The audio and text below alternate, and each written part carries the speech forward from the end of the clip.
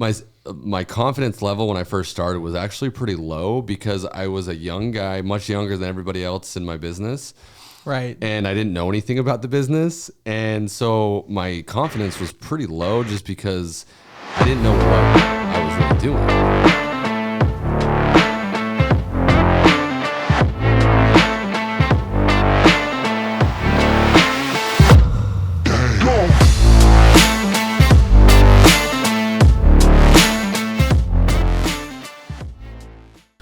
Today on the Beyond Net Worth podcast, we had Macrae Heppler. Macrae has become a household name in Southern Utah because he's always in on what's happening in Southern Utah.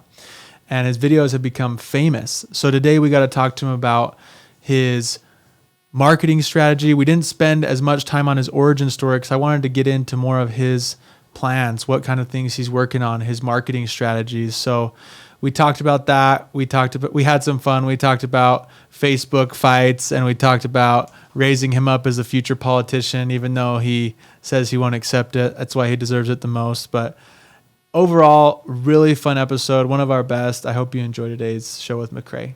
This episode is brought to you by Big Storage Ventures. We are now inviting you to team up and partner alongside us. We bring our experience hunting storage deals and maximizing the self-storage asset to provide our partners with cash flow, tax benefits, and appreciation, all in one recession-resistant asset. Leverage our sister company, Big Ben's Moving Service, to fill your facility and give you an edge over the competition. Reach out to bigstorageventures@gmail.com or DM Big Storage Ventures on Instagram to team up. Thanks for making the time. Yeah, thanks for having me. Macrae's super busy, so for him to take time to be here is a real treat. Seriously, thank you. Everyone knows you from what's happening in Southern Utah. But you know, I've listened to a couple podcasts where we talk about your origin story, and I promised you that we would get into some of the deeper stuff. But yeah, I feel like it's at least worth recapping in a nutshell. I know I was trying to tell Count a little bit about it, maybe some of the just listeners for context. Yeah, for sure. So where do you want me to start? Well, okay, I'll start then. So you basically you did summer sales, right? Mm-hmm. And then let's see how good you are with. Let me see how much trivia I know. So he did summer sales, of course. You're that driven personality that's gonna go make a huge chunk of money doing that, right? But then this moment happened with your mom, which I actually work with my mom in my business too. So it kind of strikes a chord. She's our marketing. That's awesome. She does all of our marketing. Legit. So it kind of flipped, right? That's cool. But your mom, if I understand right, she is a master at the craft of title, doing the technician side of it. And there was a pivot in her career, and you said something to the effect of, Mom, why don't we just work together and go for it? Yeah, pretty much. Yeah. Yeah. So you nailed it essentially. Summer sales, really, I didn't know what I wanted to do, but I knew I wanted to live in St. George. And I knew in St. George, there was it's gotten better now, but the opportunities were real estate, construction, hospitality, or be a business owner of some kind, right? Yeah. Service business, local, And I didn't want to be a doctor. I didn't want to be an attorney. I didn't want school to be this long, everlasting, I just didn't want any of that.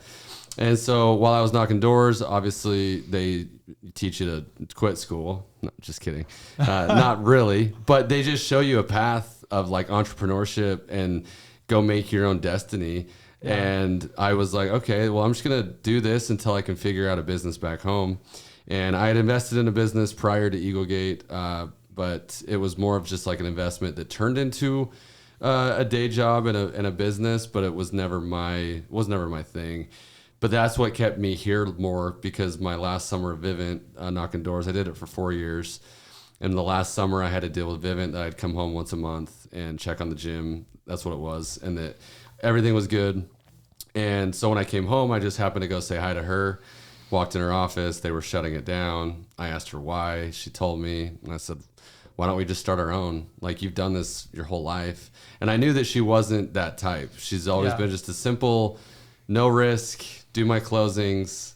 That's how, but an absolute workhorse my whole life.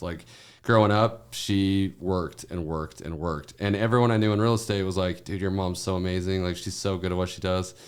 So I just told her, I'm like, what if you just keep doing what you're doing, and like I'll handle everything else that comes with it. And it took me 2 months to convince her, but finally did. And linked up with our two partners are in northern Utah with Eagle Gate.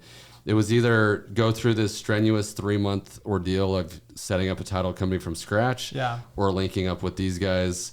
And even they said, they're like, if you want this to be a short-term thing, like we can get you up and running in a matter of days, and then whatever you want to do, that's fine. And they've just been the best two partners we could have ever asked for, and have helped us be able to expand into some of these things I'm talking about, expanding across the state. And so yeah, that was June of 2015.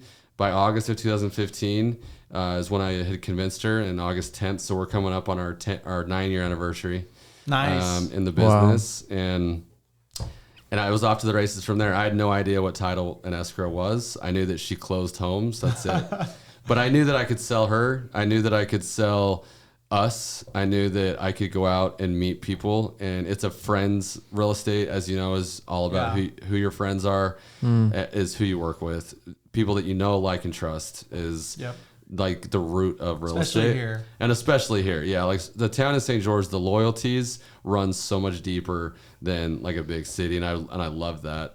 And so and I knew I had people in real estate that I already knew, and I just went for it and started marketing to them and figuring out what it was they liked.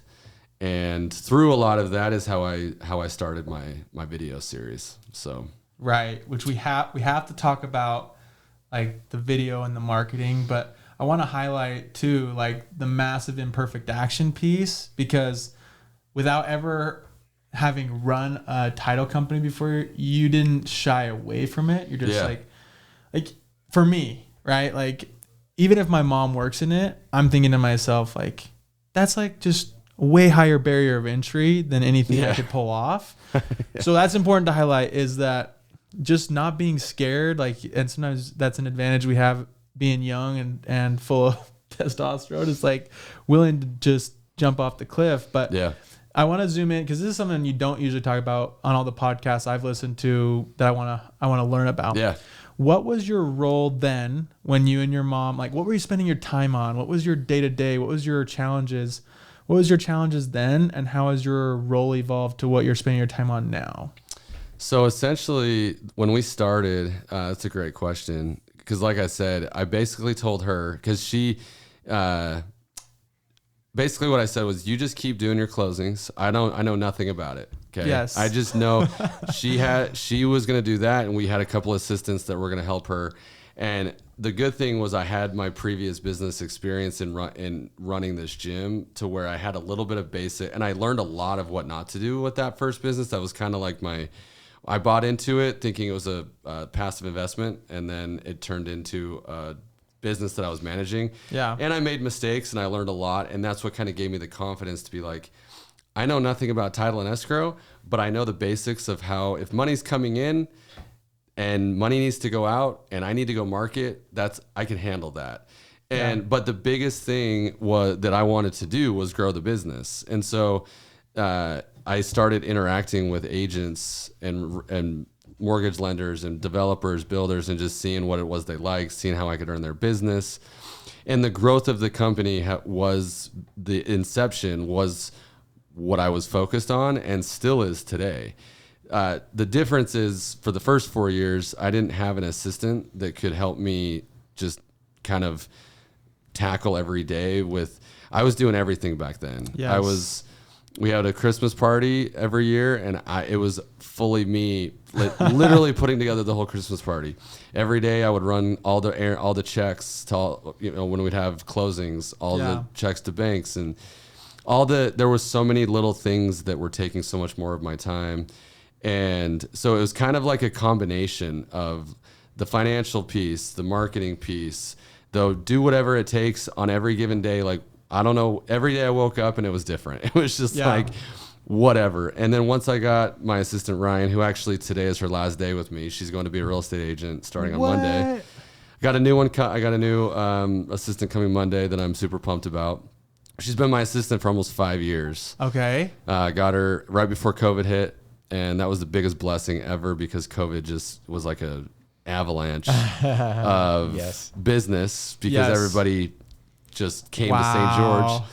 And good timing. So I got her and I began to just delegate some of the daily things that were taking me away from really being able to focus on these agents, these lenders, and just really trying to figure, for one, meet them, and for two, figure out what they like and how we could earn their business. And then just the flexibility. There's a real advantage to flexibility in our space.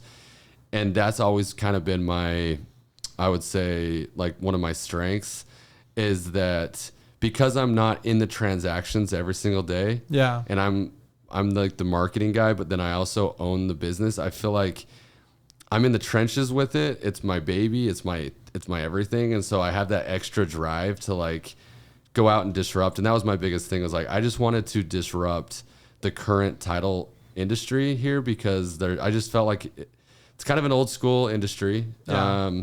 A lot of the competitors are much older than me. So one of the things was, you know, people sometimes didn't take me serious because I'm like a 25-year-old kid that is like out hustling business, and they're like, who are you?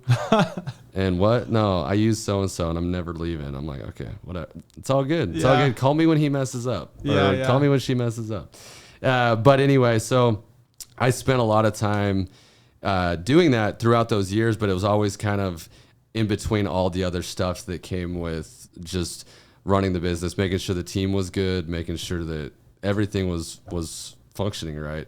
And when she came, it allowed me to be able to be more with our referral partners. Yeah. And so working on the business a lot more rather than in the business, but there's still aspects that I just don't let go of financially, different things. But yeah, it's still just kind of like every day I don't know. I wake up and sometimes my days go completely a different way than I envisioned.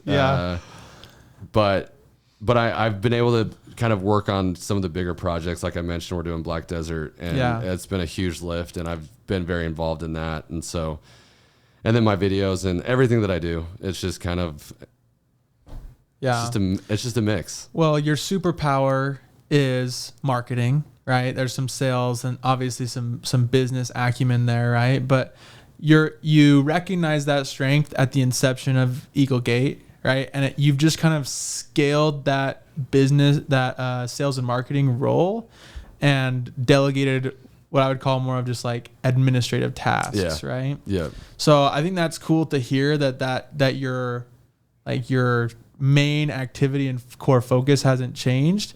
I do like, as there's a book, by the way, if anyone's reading, have you read Your World Class Executive Assistant? I have it, but I haven't read it. Well, you probably have it all figured out. I don't. But I'm talking about just the assistant piece. But like, I want to just pause. Like, with Ryan, like, first of all, Ryan, good luck your real estate career. But like now with your new assistant, what's your first thing? Like, I'm sure you've been training them already, getting them up to speed, but like, what has to happen right with them for this assistant relationship to work? So it's kind of a different type of assistant. It's kind of like a clone of me in the office so that I can be out of the office, and really but it's all rooted in relationships. Like when I talk about relationships and the importance of them in real estate, it is everything, because just like you work with people you know, like, and trust, but at the same time, if you treat someone wrong, or if you have a history of treating people wrong, your reputation can go super south really quickly. And so the biggest thing for me, I can teach the admin I can train on that. This data entry and things that can be taught. The biggest thing is when someone that can represent me and our company in the community as well, in and outside of the office, is really the biggest thing. And I'm super confident in this next person that I'm hiring. And it's actually been cool for me because, like, obviously I'm going to miss Ryan. And we've always talked about it. She's like, I just can't be your assistant forever. And I'm like, and she's awesome. She's super driven, super entrepreneurial. So I'm super happy. But I've also been able to internalize the last like 3 weeks. It's been about 3 weeks since she told me of like what I can do to improve. So I'm glad you're asking these questions because I've been thinking, That's cool. I've been thinking the last 3 weeks of like, okay, me and Ryan have our system and it works, but where can I improve? Where can I, some of these ideas that I've had that I've been like, oh yeah, I should tell Ryan we should start doing this, but we just haven't, just because we've just been in this groove. Yeah. Whereas this new person is just like a brand new Clean slate. And it's like, okay, what are some of these other admin things that I currently am doing that are hindering me from some of these bigger things that I can tackle? And I've already got a list of like 5 things, and I've already got a way to like, because Ryan is also kind of just every day. It's just like whatever the day brings is sometimes how it is. But I've actually been thinking about a way to have more of a structured system for my assistant based on like time block, not totally time blocking, but having certain tasks that are done in the morning, certain tasks that are done in the afternoon. And I think it'll help that person be able to accomplish more and be able to take more off of my plate as time goes on. So I love that. But yeah, anything you feel like, you said you have like 5 things, anything that you feel like is like going to be a game changer that you're going to add, like, and start training on this new role? Or is it all just a bunch of little things that you want to organize and get right? It's mostly organization and things that sometimes stress me out, which is a lot to do with all my marketing on my, like with my CRM system and my videos and my newsletter that I email out. Yeah. I'm still doing a lot of that. And I've just been thinking of ways that I don't have to do all that. And some of it Ryan does, but not, when we started doing it, I was like, okay, you got this stuff and I'll do this stuff. But really this next person, it's going to be fully capable of doing it all. And so kind of hard to explain, but just little things that stress me out when I have, cause like, again, it goes back to flexibility. If something happens out at Black Desert or on a file or something and someone needs some assistance right away, I got to put a fire out or I got to go to a meeting or something. The power of flexibility is so, just answering your phone flexibility is good. Being able to jump out of your seat and go wherever you need to go is even better.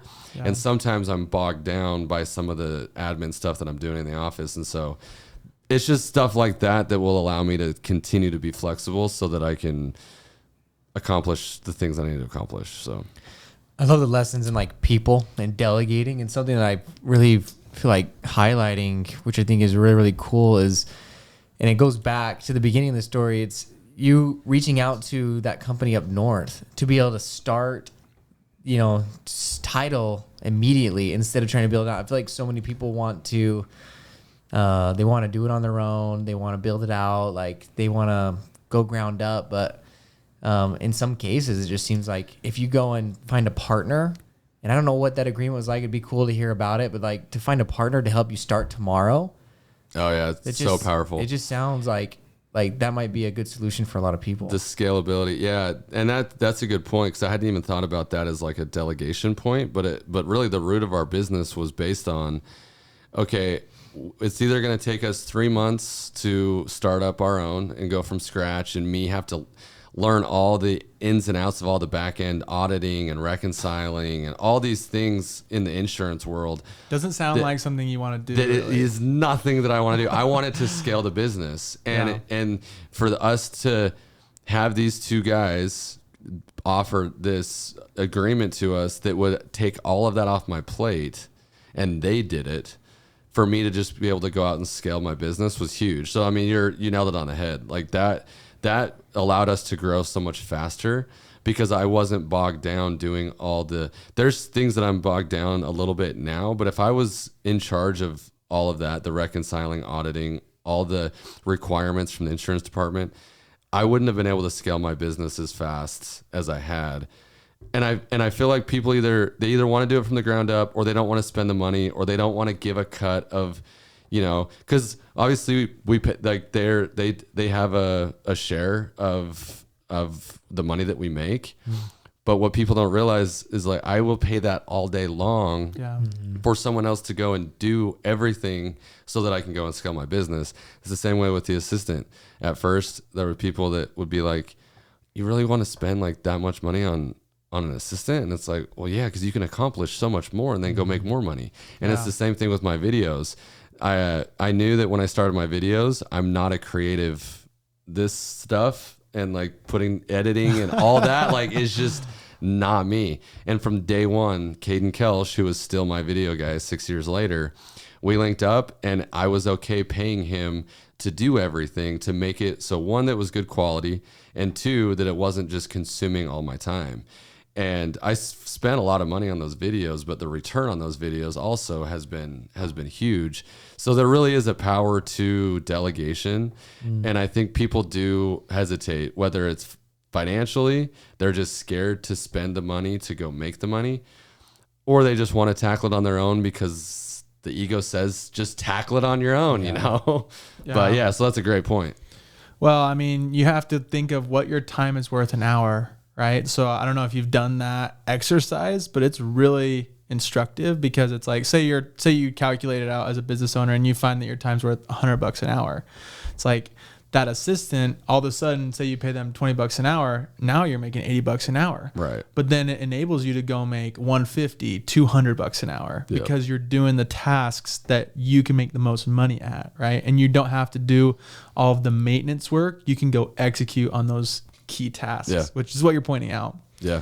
And I think it's an appropriate time to talk about the video, right? Like, this is where people know you from, is the video. And you said that it's not like one of your natural strengths, but it's something that you knew you needed to do to, kind of get through your comfort zone and become the household name. So, I mean, tell us a little about that video journey and maybe some of your do's and don'ts when it comes to having a video presence. Yeah. So, yeah, it's definitely not 6 years later, I'm still doing multiple retakes and not super comfortable on camera. I still don't even like selfie. Like, if it's just me and Caden and I'm doing my video, I can do it. But if I'm like trying to do a live selfie or something video, I still just trip over words, and it's funny. But I look back on the first video I did compared to the video that I just put out, and it's like two different. It's completely different, right? So I know that I've obviously made progress, and but I think already saying one of the don'ts is don't try to do it yourself if you don't have that. Like, if you have the creative mind and you can put together a nice quality video at first, and you want to start doing it without having to pay somebody else, that's fine. But I've seen so much bad content that people have put out that try to do it themselves, or just set up a little phone. And I mean, it's just invest in people to make it quality as much as you possibly can is that's one of the do's. The don'ts is, just avoid putting out bad content, right? Yeah. And I'm also not a conventional video guy, because most videos, they tell you need to be short. They need to be under a minute, or TikToks are super short. Got to get that hook in the first 5 seconds. Yep. Yeah. And mine are actually like 5 to 7 minutes, which is not normal at all. But because I do have hooks throughout the video, it's almost like it triggers the dopamine over and over. Once we go to one spot and talk about it for 15, 20 seconds, and then it goes to another spot. And so and the transition was something that I didn't know how to do. I used to do the videos. I used to fly the drone myself. He would do all the editing, but I would do the drone flying just because I liked it. Yeah. And you can actually go back and see when we transitioned from me flying it to him, one video to the next. It was like day and night better when he did it. But then we implemented these transitions where we fly from one to the other, and that's what people really, really like, because you can really get an idea of like the whole area. Yeah. And I don't even know where I was going with that, other than, well, you're going with that. That's a do, is to delegate it out, and your videos became so much better because you had the right person. Mm-hmm. And it takes the right person too, because not just any video person is going to see your vision, and there might be some that know how to video like a makeup brand, and like there's might be some that are really into real estate, and it really depends. So like choosing your video person is also it's a big deal. And having someone, I think it's very extra valuable to have someone who doesn't just hold the camera, but like Micah, he's like he's been the best at like giving us direction, right? Yeah. Like, hey, like say it this way. That doesn't make sense to me. It's like that's like 2 jobs in one. Because then you have a director and a video guy instead of just a video guy. Oh yeah. So That's really helpful. that's a lot of value. And that's the good thing about someone that like, because Caden doesn't, I contract to him, it's his own business. So all week, all month, like he's doing all kinds of different projects, learning from all these different people, 1, and 2, it's his own business. So like he's going to take care of it as much as I want to, take care of my business. And that's the other, that's the thing is most of the time when you find people like that, they want to make yours better because then it makes them better. Yeah. Like you may have explained this somewhere, but how'd you come up with the idea? Like, was it an aha moment or like? Yeah. So when I first started, I came from summer sales where they incentivized all the sales guys with every level you would hit, you would get like something cool. Right. And so my idea coming into this world was I was going to incentivize agents by every single, you send me 5 deals, you get this. You send me 15, you get this. And I quickly learned that is a big no-no in this world, along with many other things. There's so many things that I can't do.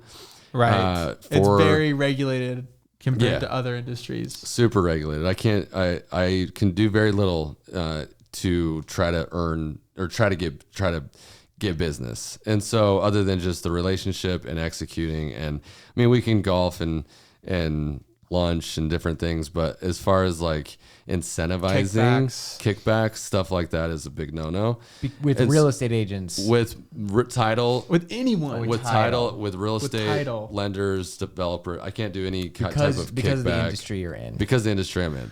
And so I spent the first couple months digging into what I could and couldn't do. And I was talking to one of my good friends, Tanner Gatchell, who at the time was one of my competitors, but we'd grown up together, so we were friends. And in this world, you're friends with your competitors for the most part. There's some that you don't. It's best practice. Yeah.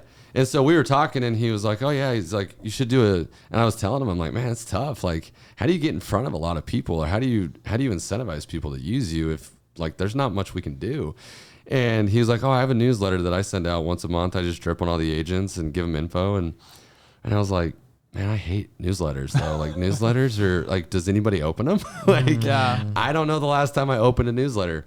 But I started thinking about it, and I was like, okay. And that was the end of 2015. The start of 2016 was the What's Up Down South Summit that happens every year here. And I went to it, and they had all these displays of all the big developments that were happening. And I was all over town at all the different brokerages trying to meet people anyway. So I was seeing all the dirt moving, and I'm from here, so it's really like exciting for me. And I was just always talking about it. And so when I went to the What's Up Down South Summit, I was like, oh, maybe I can put all of this into a newsletter and just have like a comprehensive list of like all the new construction that's happening, all the new business that's coming. And so I started it as a newsletter in 2016, and I would send it out the first of every month, and I still do. It goes out in a written form of the whole county. It goes out the first of every month in an email list. And then after a couple of years of that, about a year and a half, almost 2 years, I was getting a lot of good responses from it. A lot of people were actually reading it, and they were like, man, how do you accumulate all this info? Because it's a long list of... How do you? It's just a variety of... At this point, it's like, it's a small town still, as we were talking about. Yeah. And there's the same people working on the majority of a lot of the projects, and I just kind of know who's working on what and how to quickly find out, or people will come to me. But people were starting to like it, and then I was like, I need to transition this, because it was just an email list. I need to transition this to social, but I didn't want to put it in a written form on social. And so I was like, I could do videos, and then drones were starting to become a thing, and I was like, maybe I can get a drone. And because my newsletter was listed out by areas, and I was like, I'll just go by area and just start making videos. And that was 6 years ago. And I think it was April of 2018 was the first what's happening in Southern Utah video. Before that, I did some video title tips that were awful. They're still on my YouTube. So funny. But that was like my dipping my toes into video. And then it just came. The idea just came, and yeah. Well, though, yeah, it's amazing. It really, really is. It's really cool to see the success of it, and it's what hits me every time is that like you've were able to provide something that's really valuable, and I think a lot of people miss that mark, and it's hard. I mean, it's really, really hard to find something that's actually valuable that people are going to actually want. Right, and that's where, and I lucked out for sure. And it's still interesting to me. It's funny because it's just it's so simple. Yeah. It's just like knowing what's going on, but people love it, and the real estate community really values it because there's people moving here from all over the country, all over the world.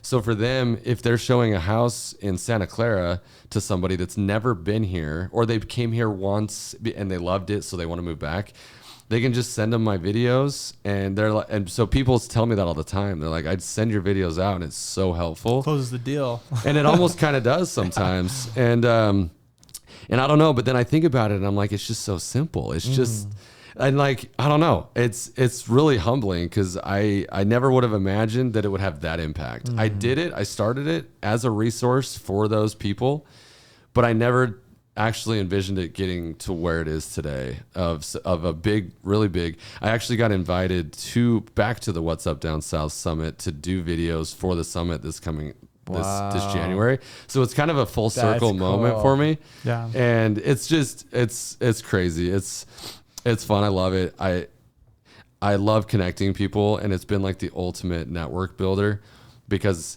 in and out of real estate, I have connections, people that I know in pretty much every facet of life here.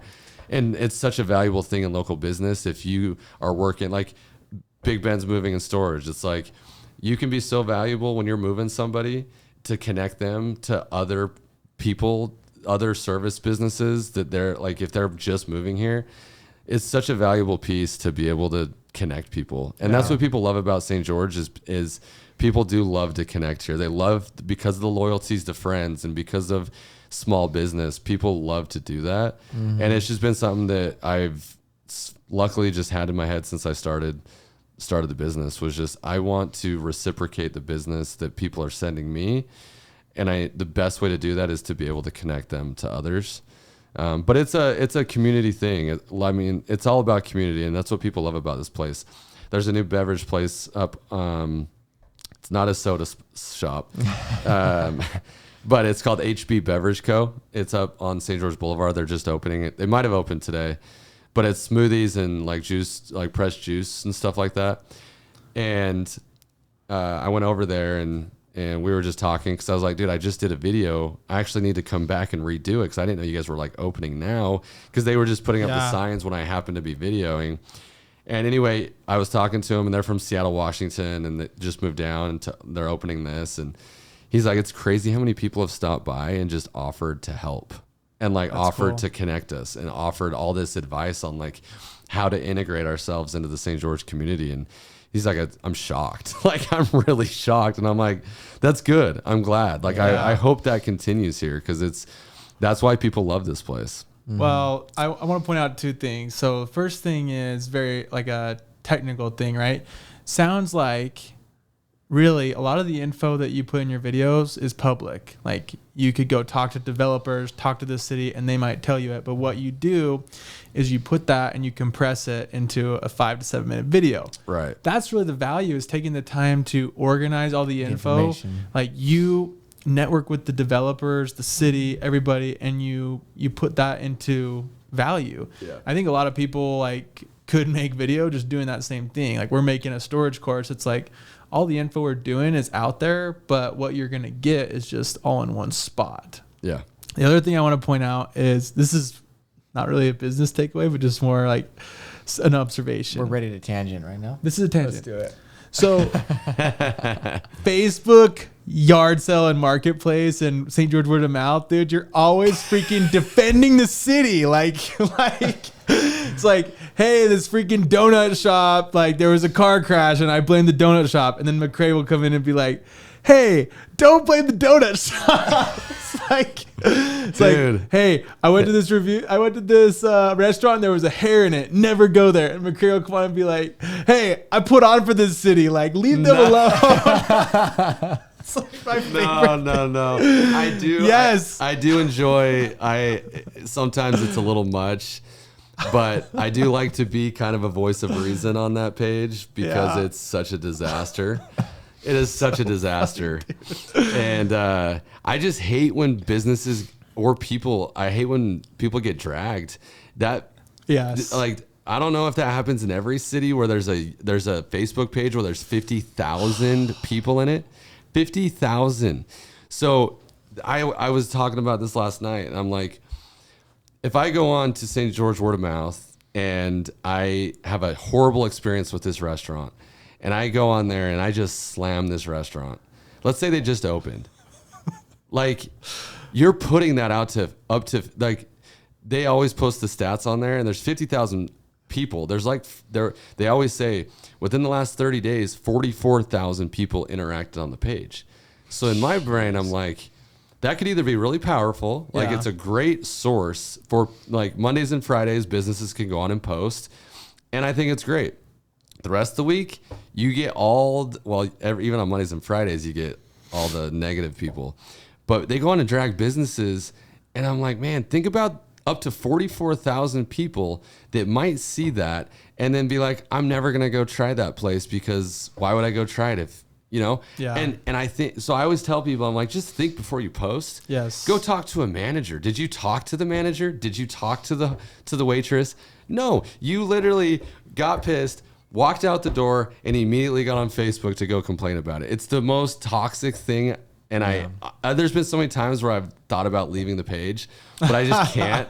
And it's gotten worse. There's been some crazy stories the last few weeks, but I don't know. I just try I try to do it in a nice way, but I do throw in some jabs in there because it's just unnecessary. Yeah. But what you're saying, the power, like it's so powerful. You can destroy a company because maybe it was like, I don't know. It could be unfair. And sometimes because sometimes people have the argument of like good or bad PR. Any PR is good PR, but not really. There are sometimes that donut shop actually because the person went on and slammed them, and then the donut shop got on there and defended themselves and showed the footage of what really happened. And so then everybody flooded Donutsville and sold them out. Like it was if you're not on there, it's crazy. I actually just submitted a request, so whoever's on the board, please let me join this group because 2 days ago, I gotta join this group because apparently there's a ton of action on it, and I don't know if they've approved my request yet. Hopefully they have. But yeah, it can go either way, but for the most part, it's just gonna be that businesses suffer, and most of the time it's local businesses that are getting the brunt of it. And I'm like, I know the owner of that business. Go talk to them. They will talk to you. They will make it right. Just let them. If you give business owners a chance to make it right, they will. Right. Yeah. And so I think if they don't, that's a good sign. Well, is that they maybe they won't even after you talk to them, and maybe they have some issues. Well, I have a hard time leaving a bad review, for nationwide businesses, because it's I am a business owner, and I feel like these people that are slamming businesses have never had that type of burden before. Right.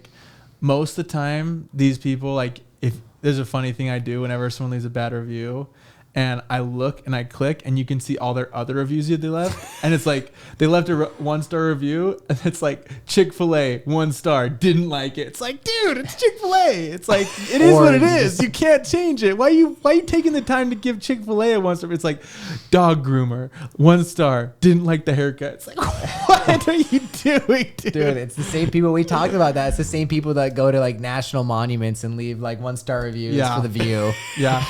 Mount Rushmore, 1 star. Yeah, 1 star. It's like this. It was too small. Yeah. It wasn't as big as I thought. Trump's not on it yet. Anyway, I digress, dude. But thanks for defending the business owners of St. George.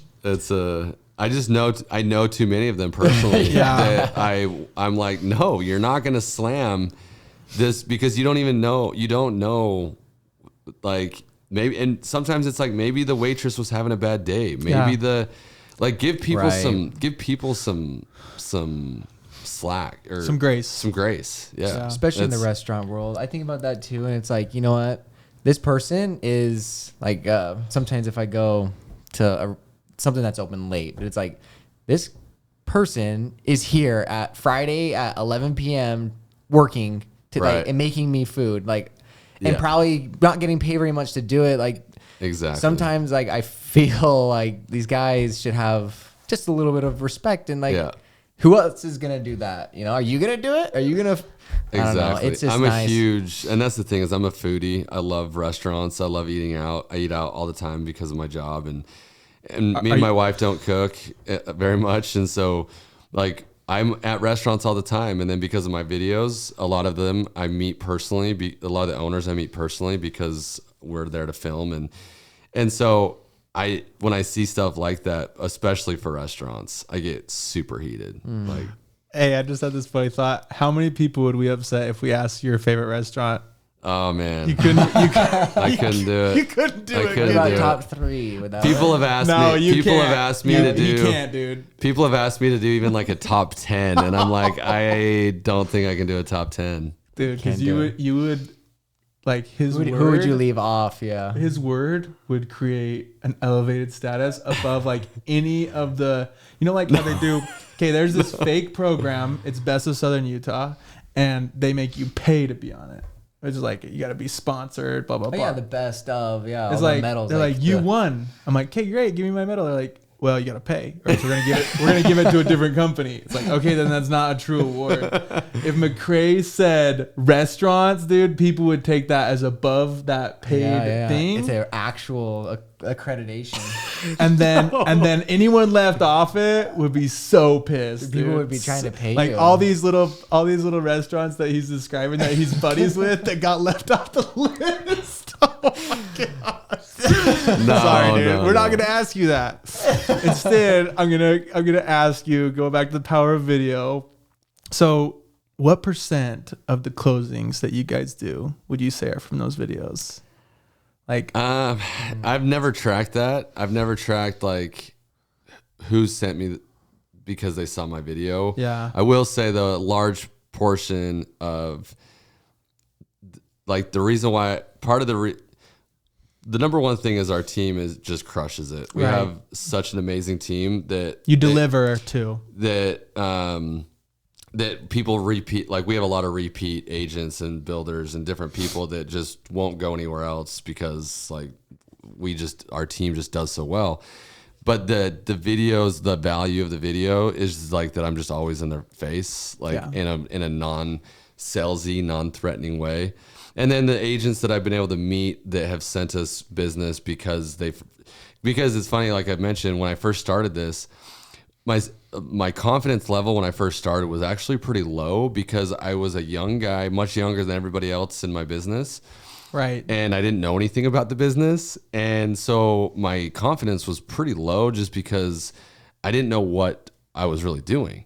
And so there were times where they'd be like, who are you? Like, what do you want? Yeah. Because in our world, I don't do this much anymore.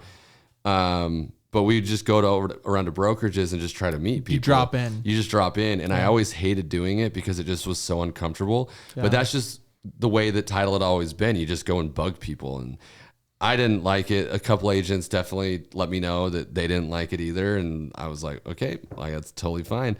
But a lot of them were like, so who are you or what are you doing? And there wasn't that level of like trust because they didn't know who I was. Right. And so now, Yeah. like I have agents that I meet for the first time and they're like, you're Macrae. And it's like this trust breaking. They know you before you know them. It's this trust breaking thing. Like they already know me. And now if I can just deliver through the closings, like then a lot of times we hook them, you know? And so it's just that trust barrier that has really helped because I don't have to explain myself. Right. And we've grown a reputation. I mean, on Google, we have I think it's approaching 600 5-star reviews, which blows away any of the other title companies in town. So a lot of times when people go to Google and they see us and they're like, oh, like I hear that sometimes. They're like, you have 600 and it's a 5-star review. Like, and that's not just me telling my friends to go leave us reviews either. Like we have, and so it's a combo of both, but it's just, and I don't know a percentage. I really don't, but it definitely helps. Yeah, for sure. I mean, and it's got to be the majority as far as like the snowball effect that's taking place. I feel like you explained it really, really well, and I hadn't really thought about it that way, which is just the trust barrier that you're able to have, like an instant connection. It's like, it's you, like it's really, really cool, but it's really cool to explain that, because I think one of the things like everyone thinks about is like, how do you quantify, like, okay, I want to start doing content, but then how do I make money off doing content? You're dumping, if you want it really high quality, it's like you have to dump a lot. So it's like, how do you make money off of doing this? And yeah, well, and that's one of the things with video, and what people they're scared to start, because how do you, and people always ask me how I quantify it, or how I've monetized my videos. And I'm like, I've never even cared. I knew that when I started it, because I had the 2 years of newsletter that didn't cost me anything other than just my CRM service. I just had so much feedback that I was like, this is going to work. But I wasn't going to go like be all analytical about how many deals I'm getting because of my videos, or like, I wasn't going to worry. I was just going to go spend the money. And I knew that it would come, but that's not going to happen with every type of business either. So I understand why people hesitate to put money into content. 'Cause it's hard sometimes if you can't really see Measure sales from that, you can't measure it. And so it's frightening. And that's where it just takes that leap of faith to be able to just know, at least in my world, that it was going to pay off over time. Right. Even if I couldn't measure it. But I didn't know that it would be what it has become today. But yeah. Well, we talked a lot about how like your roles have evolved, your activities you've been spending your time on have evolved. How have you evolved as a man? Like what have you learned, like going through this, and maybe touch on some of some of the tougher times as well? Yeah. Oh man, I became a dad 2 years ago. So got Congrats. a 2.5-year-old and a 10-month-old. And I mean, more than anything, that has played the biggest part of my change as a man. And I think it's just, before I was really, and I still kind of have this, like, I worry what people think, and I want to, I'm a huge people pleaser. I'm very much a lot of times a yes man. But that got me into trouble a lot. Not trouble, but like it got me into situations that I just didn't like. I wasn't happy in. I was just saying yes because like it meant new business, or it meant like, and I still get stressed out, but I feel like I've evolved in dealing with, I don't know, like I feel like the more flexible I've become and not so strict on like all these things that I'm doing every single day, it's allowed me to be more of a free thinker as a man, as a business owner, as a dad. And I still am connected. Like this phone is obviously on me all the time. And I still struggle with a lot of that, but the intentionality that I have created into my business, even though every day still can be different and I can still get calls of like, you got to go here, and it completely like changes the direction of my days. Being more intentional. Just being more intentional is what I've been trying to focus on in and outside of business. And it's because as I've grown the business and we've taken on more projects and we've done more things, I've had to become more intentional with with my time that I spend every day. There's not just time that I can just sit around and do nothing, you know. But the nice thing has been through times, because of my flexibility, I can also go to my daughter's dance stuff, her tumbling stuff, her, you know, because that's, my dad was my coach and my teacher and everything growing up. My mom was the workhorse in what she did, and my dad was our teacher. He's a teacher here for 35 years, and he was my coach, and that's what I envision myself doing. And so really the growth has been to not worry about all the little things and just be more of a free, flexible human, and not always be thinking about people pleasing or saying, or I don't know. I'm kind of rambling now. Well, but I hear like a lot of intentionality, like focusing on what matters most. And maybe even like, I feel like now you have some of this freedom and confidence to not have to always be chasing a dollar as well. Yeah. And that is definitely one of the roots of it for sure. Cause you know, it can get exhausting when you're just trying to chase every single dollar. And if you just step back from that and just let it happen, a lot of times the dollars will come if you are intentional and if you are working and you are, you know, making your way. But yeah, I think I spent the first couple years worrying about every client's happiness, worrying about every deal that was coming in and everything. And then over time, it's just become less and less and less, and has taken that weight off. Your stress tolerance has grown probably. And the stress tolerance has grown too. Yeah. Well, I mean, it's cool to hear some of these like attributes that you naturally gain as you become refined and grow. And as you grow a business can chisel out a lot of good into us.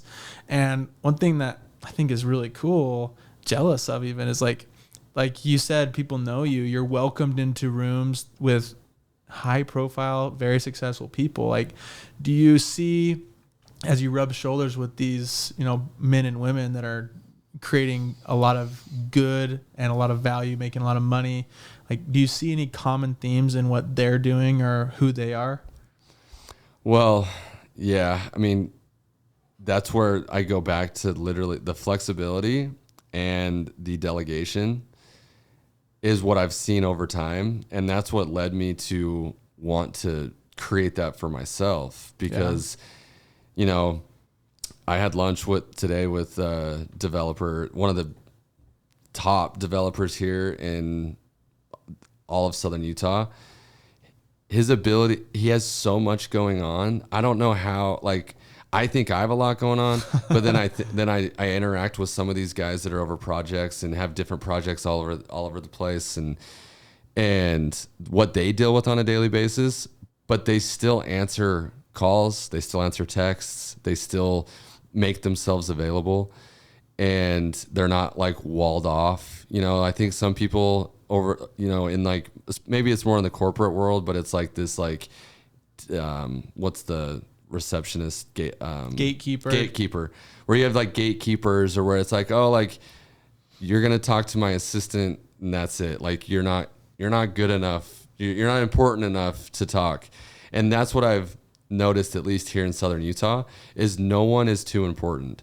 And that's, has helped that I have created this video series that impacts so many people, because those people will answer my calls, and they will, but like, yeah, what I've noticed is that amongst all of their busy, they're still just human beings, approachable, and they're very approachable, very flexible, and they delegate so that they're able to do that as well.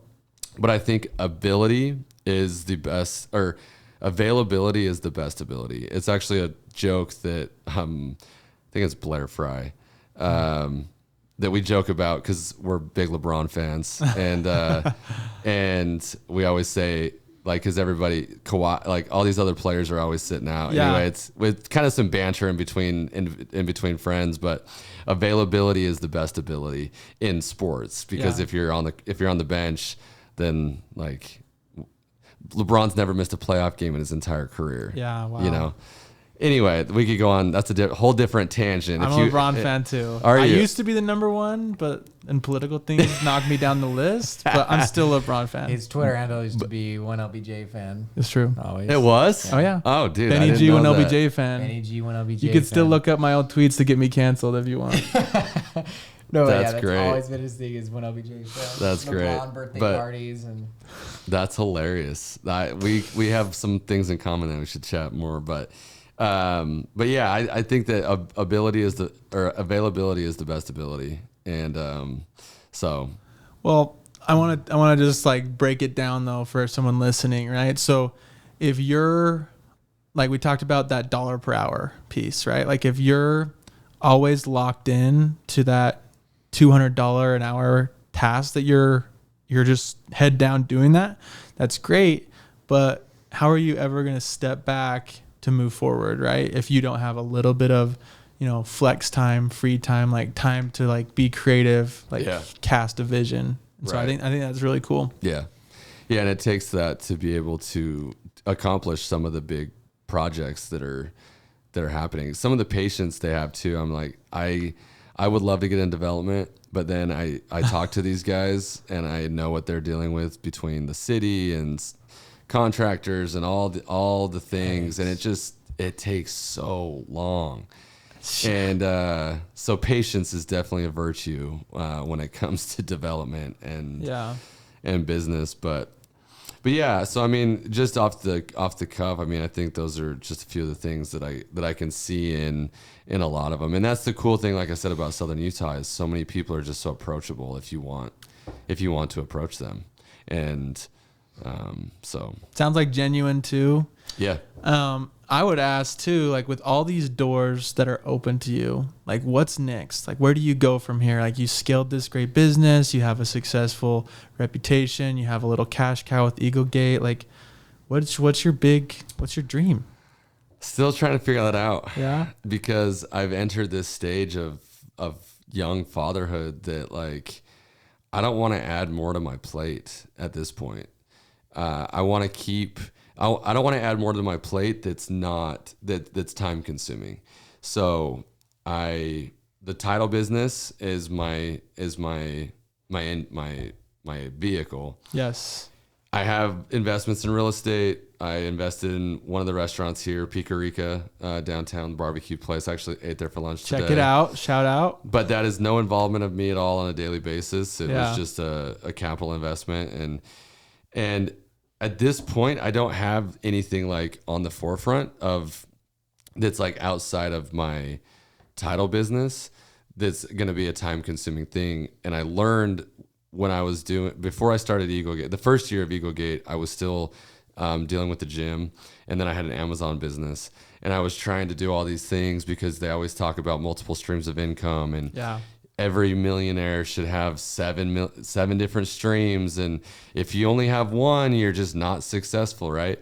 Well, you can also get into a very, very mediocre, all things mediocre, if you have your hands in too many different things. And so at that point, I was like trying to keep the one business alive while I was starting another business. And then the Amazon business, I was talking to people in China at like 2 a.m. and I was just like strung out all over the place. And as soon as those two went away and I put all my eggs into Eaglegate, it like production just went through the roof. Yeah. And so at that point I was like, okay, I'm never going to again get in a position where I have like my hand in something that I have to deal with like on a daily basis. And but that doesn't mean I don't have anything that's going to come down the road. I would love to get into development, even though it is, like I said, I need to learn patience. So I think that's something I can learn through it. And just in real estate in general, real estate investing has always been a thing for me. And I have different ideas of things, but right now, a lot of my time, I always like my two daughters and my wife are my world. And I love the flexibility that I have right now to be able to spend whatever time I need and want to spend with them. And I don't have anything that I really want to add onto my plate right now.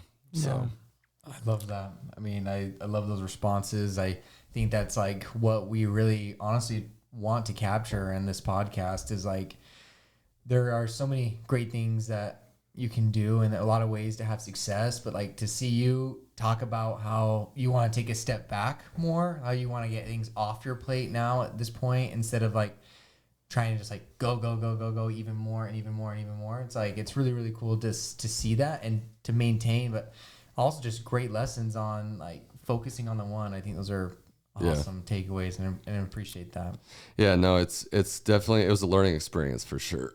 when I was trying to, and I today have multiple streams of income, but I figured out how to do it in a way that is not consuming every hour of my day.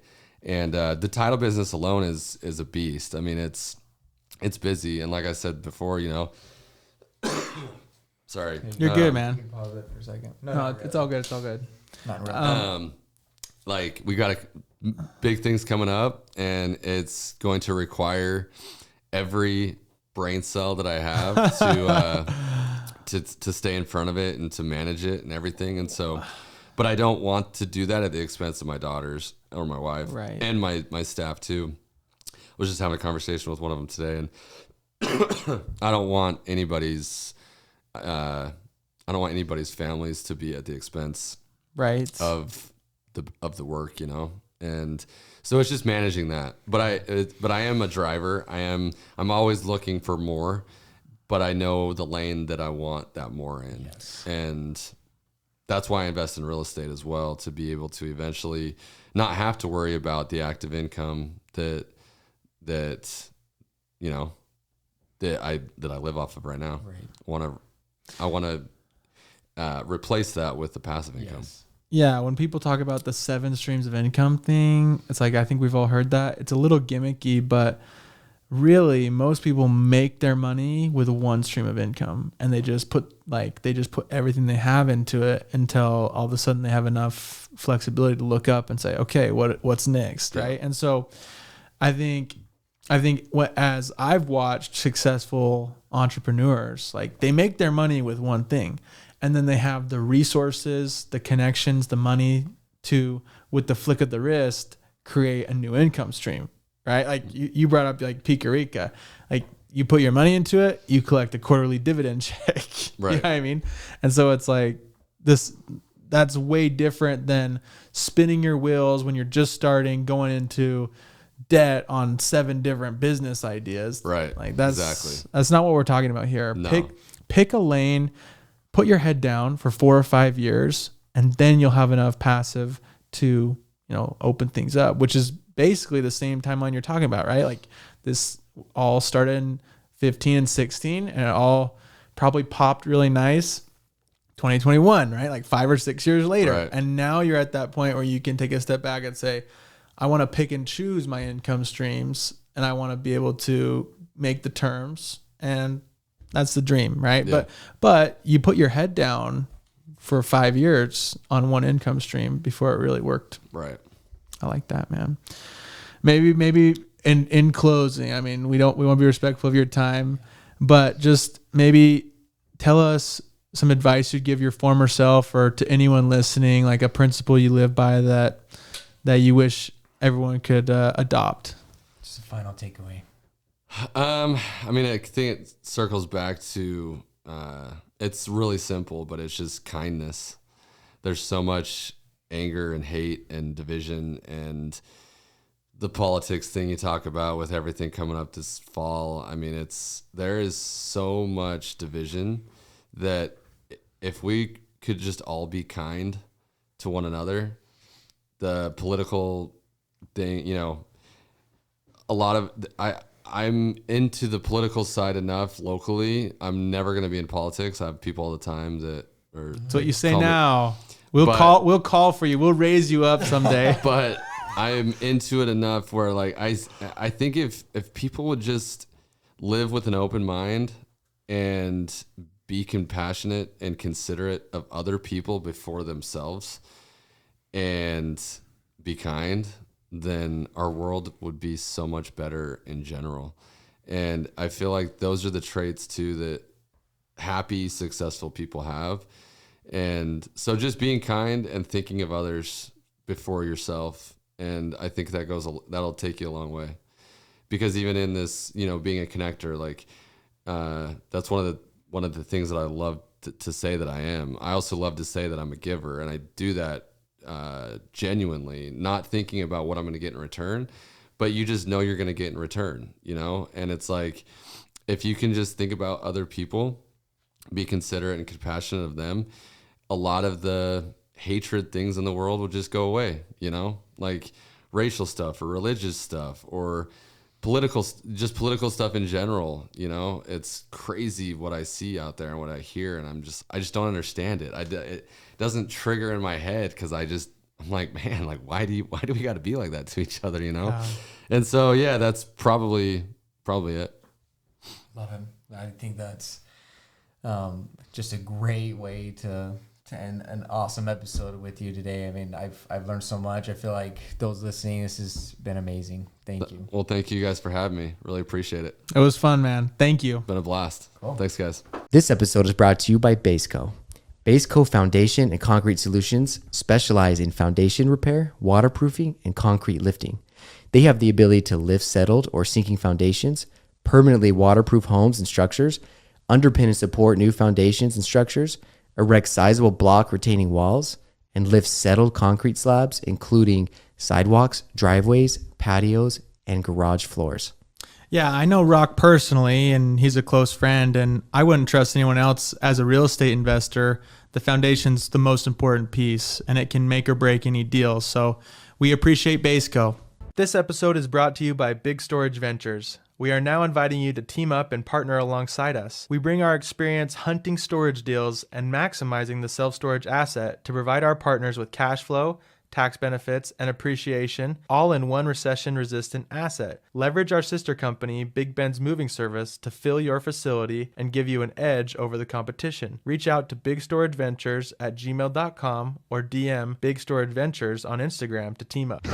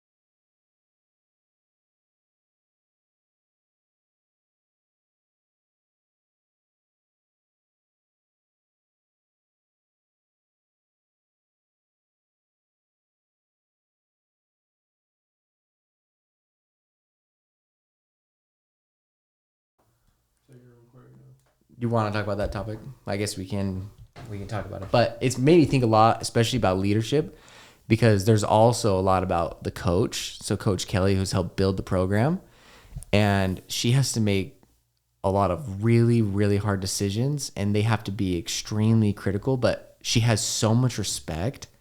Like, everyone respects her, and the way that their organization is run, like, because it's like, it's just on this other level, you know, that just like this level of excellence. Everyone on the team, like, you don't ever question anything. It's yes, ma'am.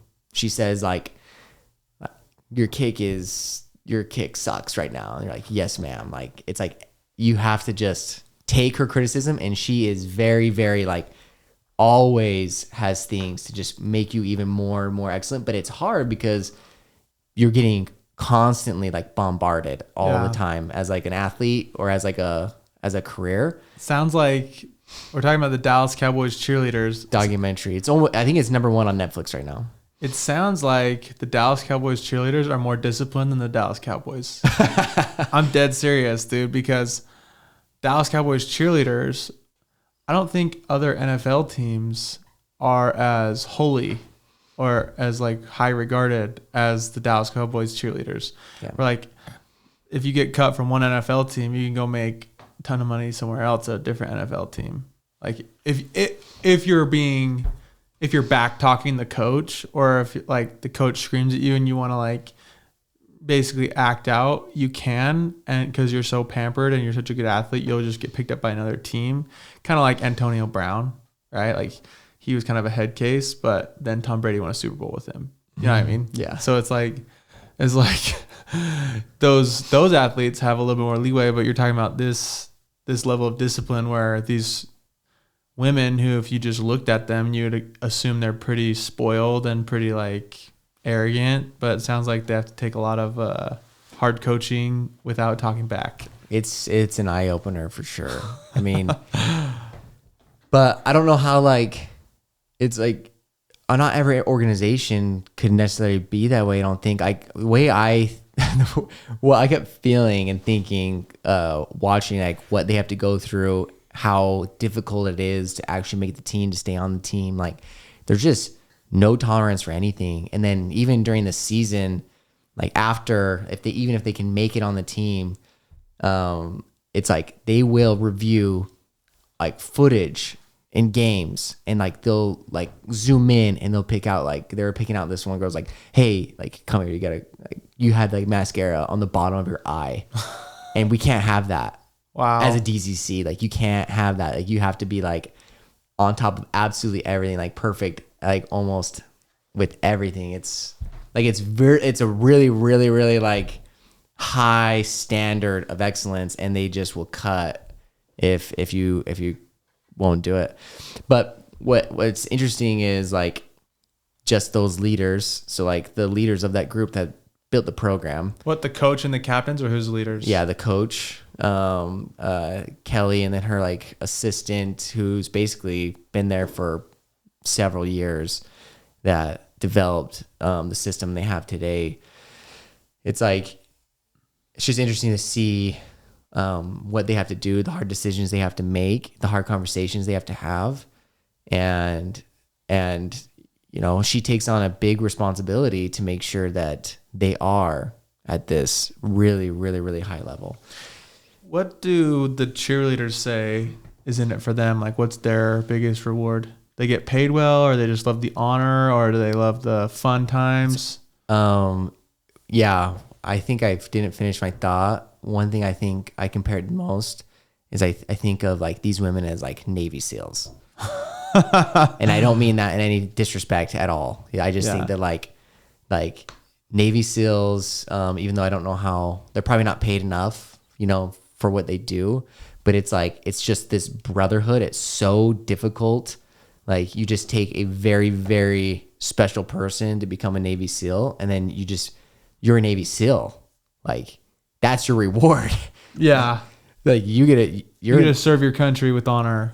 You're a Navy SEAL, so they don't pay them very much. Most of the women have other jobs. Really? Like, they work, like the captain of the team in this season is, like, a nurse. She has to Really? like go and nurse all day, and then she goes and like she doesn't really have much of like other things she can do at all. Like she can't really like, she doesn't really have time for like relationships or anything like that, because it's like she works and then she's got to go to practice or go to games, and like you're gonna do that. Some games like you might not get home till like 1 or 2 in the morning. You gotta redo it. Right.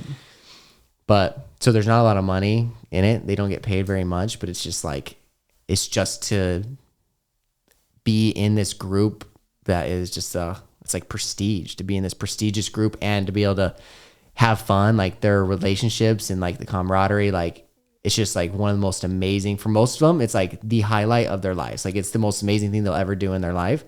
And then, you know, they're on the field, like thousands, and they get to perform in front of thousands of people. They're global ambassadors. They're like, it's like they do it for honor.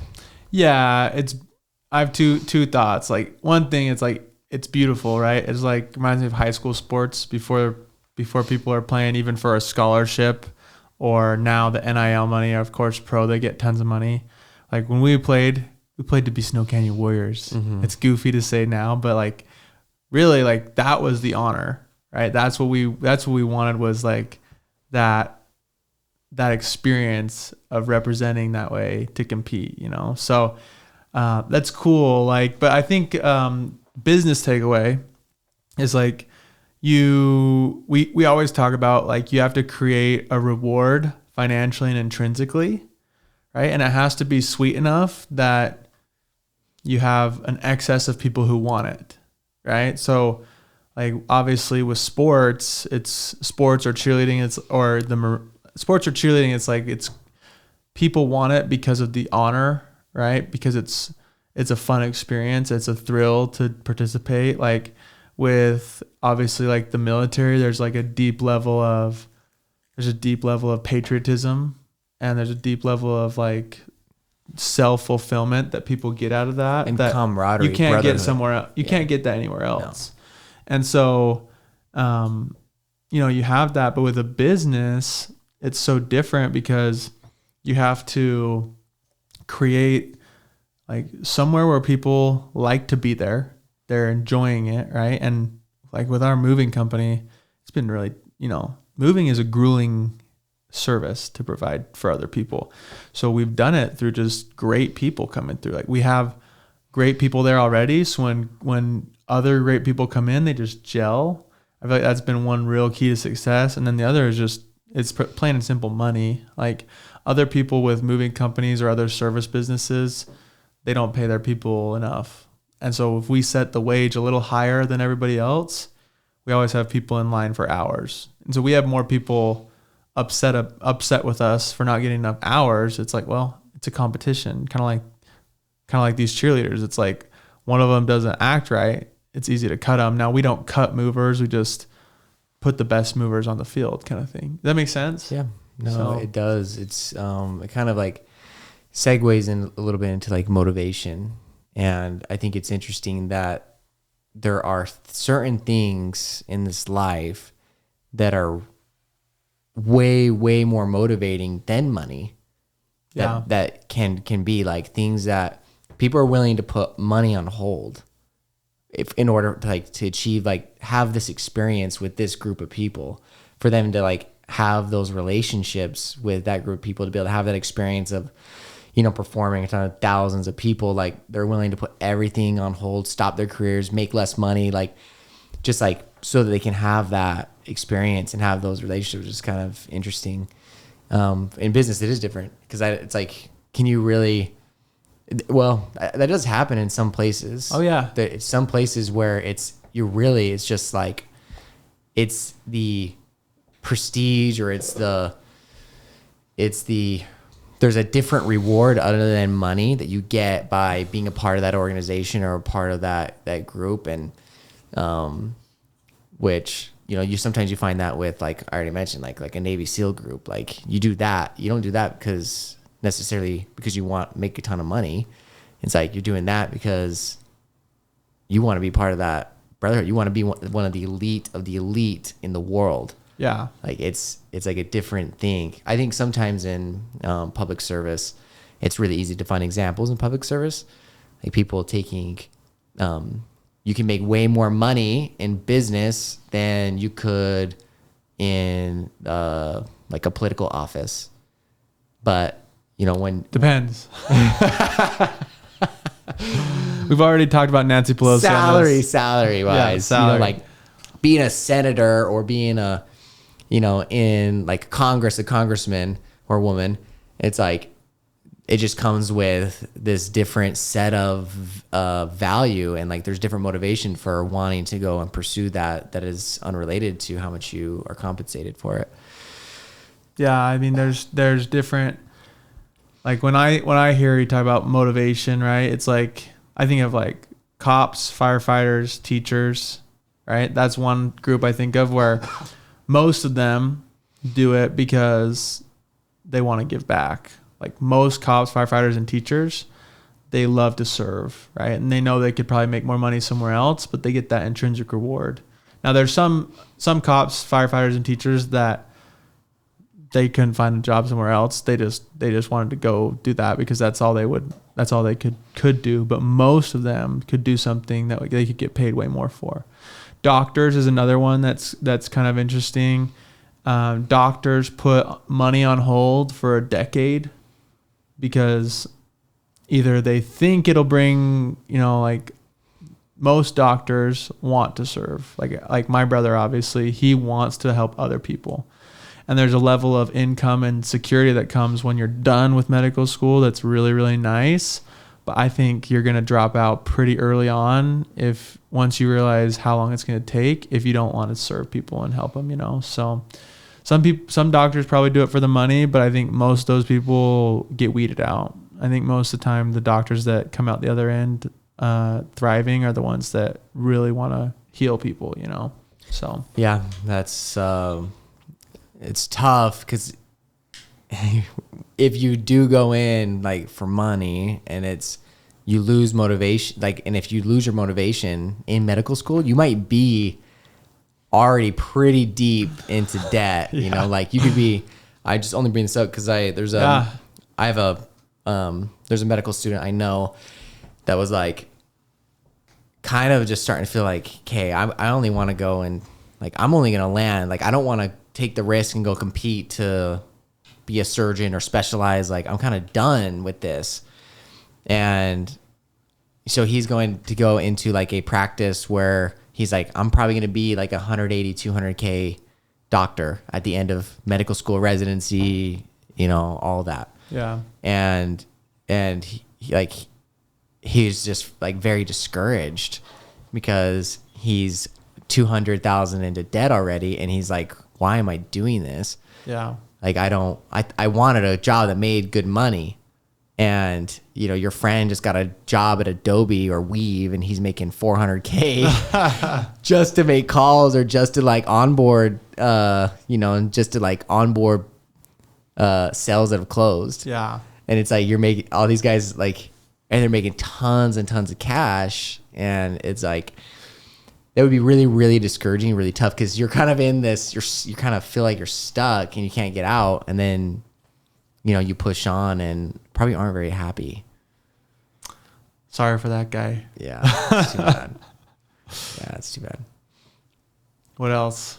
Well, one of the things that I find like really interesting with watching like the leaders of the DCC, like what they have to do and the hard decisions they have to make, is just the relationship. Like they have to keep a very like business boss relationship with those women, and then they just have to like they have to have some really, really, really hard conversations, and so it's like just telling people like, okay, it's this and this, and there's nothing you can do about it. What are the right ways and the wrong ways to give feedback? Like, I mean, you can use that as context, but like for us in our business, like we have people that we have to give feedback to, and sometimes it's really hard. And I feel like I don't know. I guess it's something we could work on compared to the Dallas Cowboys cheerleaders. Well, yeah, it is, and it's it for sure is, and the world's changing and evolving. It's harder like you said, like with the DCC, it's like there's just so much. There's nothing else like it. Like there's just so much. It's the pinnacle. Yeah, it's the pinnacle. So you really do have a lot more. Like you can be way strict. Yep. On it because people are so motivated just to be on that team, like to be there on game day. Like they want, thousands of fans. You always have someone in line. They want to be a part of that. It's like being famous, And so it's kind of almost the opposite sometimes with employees. Like employees have options.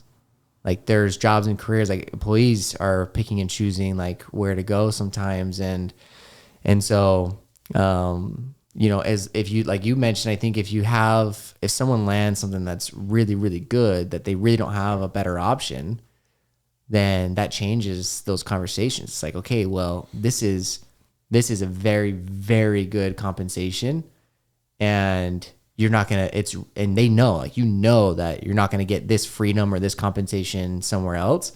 And so you can demand more excellence. Like that role demands excellence.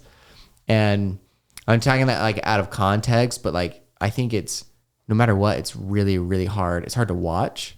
It's hard to watch because there's so many, like on DCC, it's like, there's so many of those cheerleaders that are really, really talented. Like there's so many that are good. They just only have 36 spots. Like you could probably keep like 100. Yeah. And so they have to like, and the conversations are like, look, here's the comments. Like you are so good at this, so good at that, so good at this, but this job requires this, like it has to be that, and you just don't have it, and then there's nothing you can do about it. Like, you know what I mean? Like hard. So I think for us though, I think that everyone wants to be in an environment, wants to work in an environment that, that you, I think, who was McPherson? James. I think everyone wants to work in an environment with James McPherson. Yeah. Like he has proven a different type of leadership that has grown, his business, and that has produced a lot of very, very successful people. And he gave us a lot of really great advice on that. That's a good point. I think anyone, like people are willing and want to, people want to be better. Like they want, most of the time, like even for me, if I'm thinking for me, it's like I want to be the best I can. Like I do want to work on certain things, and I want to try to get better at things. And like you want to, like there are people who are striving to be excellent, right? But sometimes there's like a fear, like there is a fear of like getting picked apart, right? Like there is like an element where it's like, where there's uncertainty or insecurity, or like maybe you're not, that's probably the biggest thing. Like if they're really insecure, you'd have to kind of play with this with people. But I think if people feel those things, so if people feel, they feel secure, they feel like they're allowed to make mistakes sometimes. Yes. Yeah. That's the hardest part, is thinking like, okay, if like boss can make a mistake and he can just brush it off and say, I'm not going to do that again. Yeah. And no one's going to make a big deal about it. But if I make a mistake, it's like, this is the biggest thing in the world, and you're getting like, just like bombarded, and you just don't feel like you're being like, you're just like, okay, people just want to feel like they're seeing the good things. Yep. And they handle it very, very well. And so I think there's a way you can have that conversation.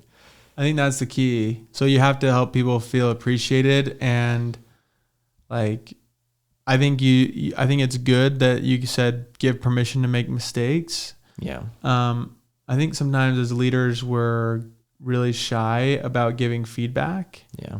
And I think it does a disservice to everyone on our team, because they deserve to know early and often what feedback you have for them.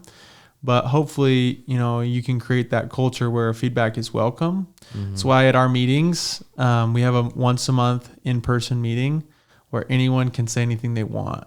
So I've encouraged them not to like criticize the company or the leaders, which it's pretty great environment already. But like, encourage them, don't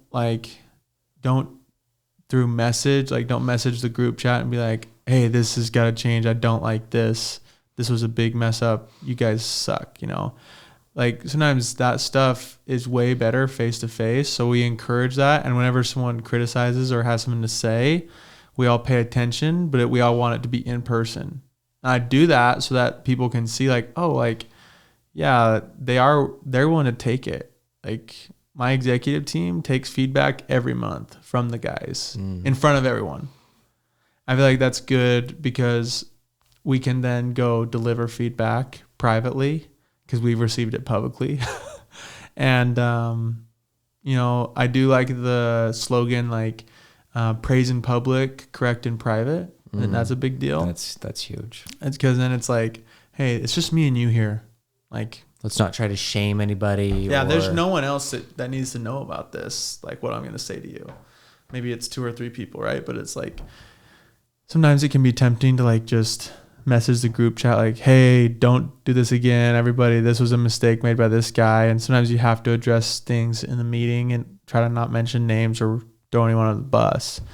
But for the most part, I think correcting people helps them. And if they have the right attitude, they're good for the team. Where sometimes if you just, say you cut someone's hours because they mess up, but you don't tell them why. That would suck.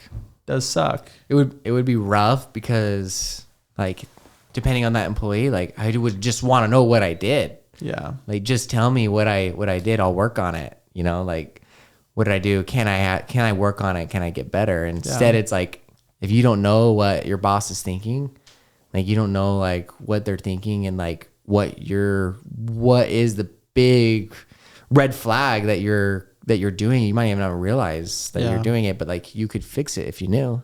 Yeah. And I think we've made that mistake of just like, all right, well, we'll just we'll just move him to part-time instead of full-time if he's going to do that. He just doesn't get it. But because it's hard, like it's uncomfortable to give feedback when someone's going to fight you or have a bad attitude about it. But I think you can oftentimes, like, if you're giving someone feedback privately, you're making sure that they have the context of how much you appreciate them and you praise them. And then you give them that one piece of feedback you want them to have. I feel like then you can get a good read on what type of person are they. Are they like, do you want to keep them if they are receiving it well, or do you need to move off if they receive it poorly? Like if they feel like they're being picked apart, you either need to look and see, okay, am I messing up by picking them apart and not letting them know how valuable they are? Or are they just kind of taking it that way and they're not going to be able to receive feedback and therefore work together with the team? Yeah. And you have to, if you're on the other end, so you have to be willing to accept feedback and swallow some of those things. Like you have to be willing to look at those, what you need to work on. You have to be willing to not have an ego and be able to be humble enough to receive feedback and really, really look at it. I think that's it's a really tough balance because you want to encourage people's opinions and you want people to have opinions and you want a group. You don't want necessarily to surround your team with yes men. Yeah. Like you definitely want unique perspectives and they will help you get, you definitely like sometimes that opposition and maybe the way you think is good because we can, with all these unique perspectives, we might be able to get to a better place. But you have to be able to go both ways. Like you have to be able to say, okay, you're right. That's something I shouldn't do. And this is something I will work on. And, on the other side, leaders need to be able to, some leaders are just so good and they have their people have a great respect for them, and for whatever reason that they've earned that. And then they handle, if you can just, the way you ask or the way you say something can just change things dramatically. And it's like being the bigger person with your team, like handling things a different way. Like you could go in and just snap at someone and be right, but it's like that could have gone completely different. You just hit on the key, which is emotional intelligence and soft skills, right? Like we go to school and get trained on all these skills, but the best skills we can learn just by working on our soft skills, working on our listening. asking the right question is what you said, right? Asking inspired questions, preach my gospel, chapter 10, 11, right? August. So it's like all those things can take you further in life and business than any hard skill, because those soft skills of learning how to read someone and ask them and understand what's motivating them. Are they in a place where they can receive feedback, or do you need to do something else to get them in that place, right? Like, how can you support and serve them to help them understand what's the next step, right? And I think that's really what leadership is soft skills. And you brought up another big one, what did you say? I say it, be the adult, right? Yeah. Like, if you're the patriarch, if you're the adult, you better act like it. You better be the one to stay composed. So if they lash out in frustration and say something that they might regret, are you going to repay that by saying something back that you might regret? Or are you going to take a couple deep breaths, and then process and fix it and move on? Yeah. Right. And I think that is a really big deal in a family setting, in a church setting, in a business setting, anything. Just try to be the adult, no matter if the other person is older than you, no matter if their position is over you. Like, if you can be the adult, you're going to win a lot of battles in the long run. Yeah. So it's good stuff. Yeah. I think good leaders put the right people in the right place. And going back to like the DCC analogy, the boss, she has the hard conversations. She has to be the one to just say, you're not good enough, or you're not pretty enough, or you're too short, or your left leg can't kick as high as your right, and so you just can't be on the team. And she just has to watch them bawl and cry and say, is there anything I can do? And just like watch them just like sob in tears. Yeah. And she's got to be tough on that. And then but she has a person, like they've hired a person to be like the comforter.